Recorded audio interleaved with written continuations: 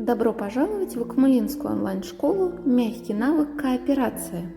Для начала определим, что такое soft skills или мягкий навык. Времена меняются, и мы меняемся вместе с ними. Возникают новые и исчезают привычные профессии. Параллельно физической реальности развивается все менее отличимая от нее реальность виртуальная. Современная школа та, которая готовит человека к жизни в постоянно меняющемся мире, давая ему инструменты успешной жизни.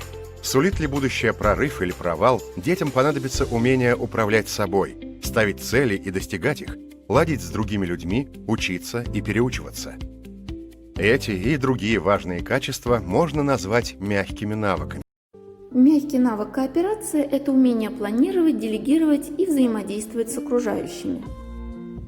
Он необходим всем профессиям, но в частности профессии человек-природа представлен ярче всего.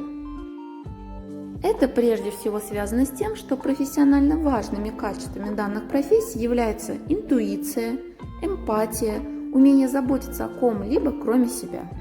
Такие люди обычно трепетно относятся к представителям живой природы. Навыки кооперации являются важными мягкими навыками.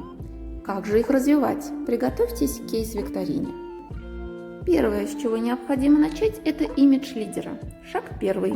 Назови 3 качества, которыми ты хотел бы обладать. Шаг второй. Назови 3 качества, которые бы ты не хотел видеть в своей личности. И шаг третий. 3 качества, которые присутствуют уже сейчас в твоем имидже. Кейс второй. Суть кооперации заключается в планировании. Назовите свои дела-лягушки, дела, которые хочется выполнять меньше всего, но они необходимы к выполнению.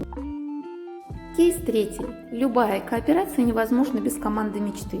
Опишите свою команду мечты. Поздравляю! Вы прекрасно справились с кейс-заданиями. Для того, чтобы быть успешными в любой области, необходимо развивать soft skills. В этом вам помогут практические мероприятия от Акмулинского университета. Не забудьте для этого заполнить Google форму и до новых встреч. До свидания.